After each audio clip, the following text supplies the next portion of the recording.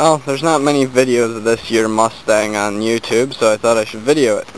This is my 1980 Ford Mustang Coupe, 200 cubic inch inline 6-cylinder, carbureted, Ford rally rims, I guess that's what you call them, the stamped steel rally rims.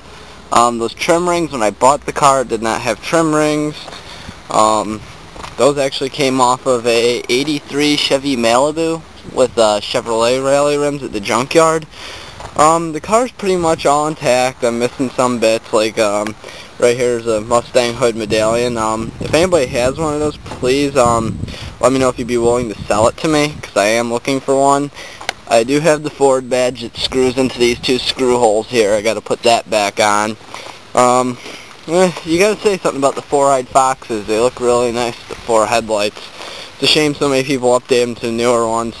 Now, this car, when I first bought it a year and a half ago, it had a fake, I guess, convertible top that went all over there. Well, on the ride home with my dad, that blew off, and we just left it on the side of the road. I do have the pieces that were under the convertible top that go here. We had to do some body filler here to get the pillars looking like it never had it. Also found that at the junkyard, an old Q101 sticker. Of course, as most people know, that radio station isn't out in Chicago anymore. This is the interior. It's pretty basic. I got all the panels that go here and stuff. I still got to put them in and refabric them. You know, it's got the typical wear. I do need a new dash pad too. This one's, you know, pretty beat. I got a headliner for it. I still got to put it in. Got the vinyl bucket seats with no recline. They got some rips in it. Found these out of a 91, 92 Mustang at the junkyard because mine were broken. I do have the center console, the automatic shift. This is a JVC aftermarket head unit. It's kind of not installed the correct way right now, but it's in there. It works. I got that for free from a friend since it didn't have a radio when I got it. Got my glove box, got all my papers, some fuses, some trim clips. There's a center console, e-brake that doesn't work anymore. I disconnected it because it was dragging. Let's see. The back seat. Really nice vinyl back seat. And it's got better legroom than my dad's 87 Firebird. Let's see, what else is there? Well, it's got wood grain. Something's got to be said about that.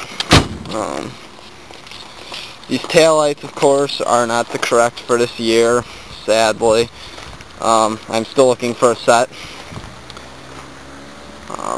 Like I said, it did come with original flop top. That's why all this bodywork's being done.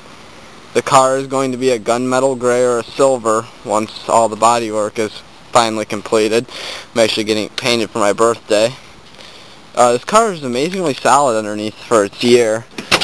It was built, let me see if I can zoom in on that, manufactured in 10 of 1979, making it a 1980 model year. Got the plastic door panels, like I said, I got all that stuff. The red carpeting is replacement carpeting the previous owner put in. I still need to find some better seats for it. They're a bit ripped, but still really comfortable. The odometer reads 7,358, probably 107,358, but still, it's a good car. The little heads-up display down there still works as well as the clock.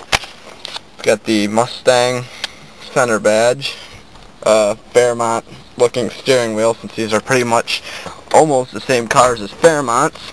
Same platform, the Fox platform, of course, that Ford introduced in 1978.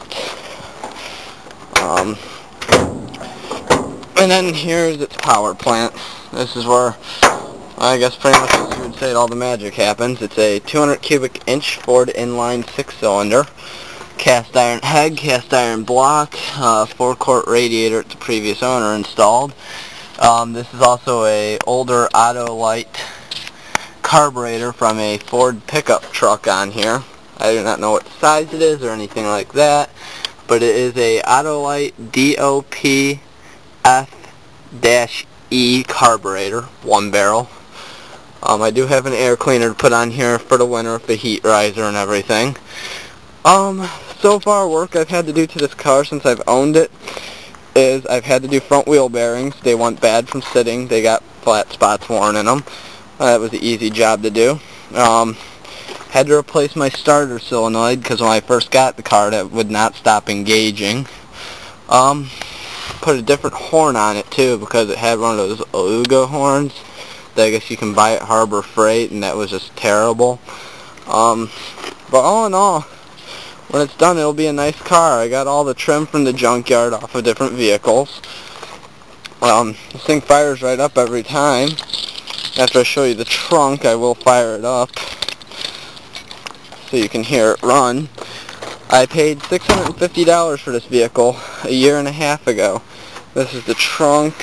Like I said, I got these trim pieces. I got the one for the fake vinyl flop top if anybody would want those in trade for maybe a hood badge or something.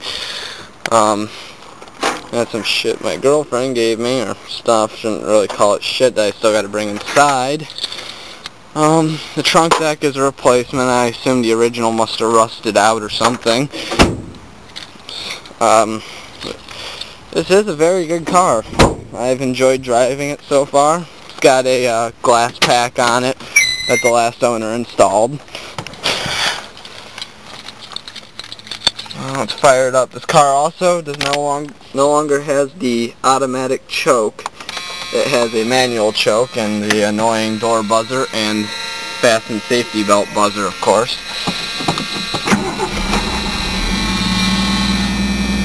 But fires right up just like that.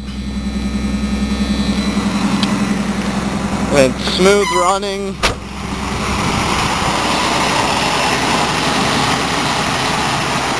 No mechanical problems so far.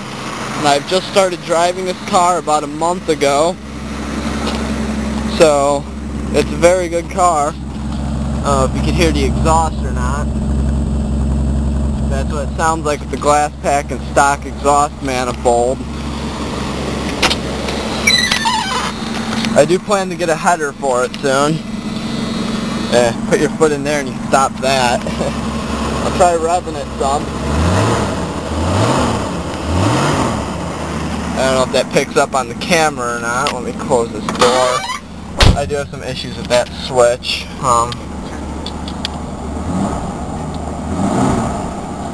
I don't like the beat on this car too much because this car is kind of like my baby. Rearview mirror. Hi everybody. Let's see. That's what the stereo and it sounds like. There's the clock down there working. But thanks to the Walgreens brand sale, cough syrup and eye drops do. Because this week at Walgreens you can recommended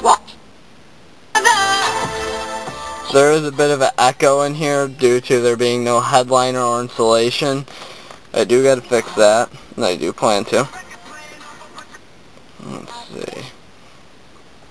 Where Q101 used to be, of course. Let's see. I bet you got pushed around. Somebody made you call, but the cycle ends right now. 'Cause you can't lead me down that road, and you don't know what you don't know. Someday I'll be living in a big old city, and all your Be conducted.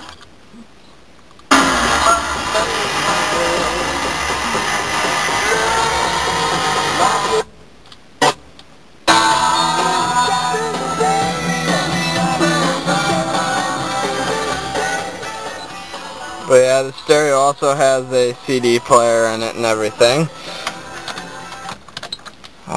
It's a very nice but basic car. But I guess that's what makes it so fun to drive. I'm pretty sure most people who own these will agree, no matter what engine they have, the 4-cylinder, the V8, or even if you have one of the older Mustangs, 1979, you'd have the German 2.8 liter. I think it's 2.8 liter. Same liter as my dad's 1987 Firebird. At that point, this is a 3.3 liter, 200 cubic inch 6-cylinder. Also, in 1983, I think, they introduced the 3.8 liter V6. I'm not, I'm learning stuff about these cars. I'm not too new with them yet. Well, not too familiar with them yet. All I know is I like mine, and I plan to get it all on top nick as soon as possible, Sadly, I also had another issue when I started driving it, and I know somebody's going to say something bad about this. I got a crack in my windshield going down like that. The only good thing is right now it's out of the line of vision, so I can't get pulled over for it unless a cop decides to be a dick someday. But this is my 1980 Ford Mustang with a 200 cubic inch 6-cylinder. Thank you for watching, and I'll have more videos up of it soon.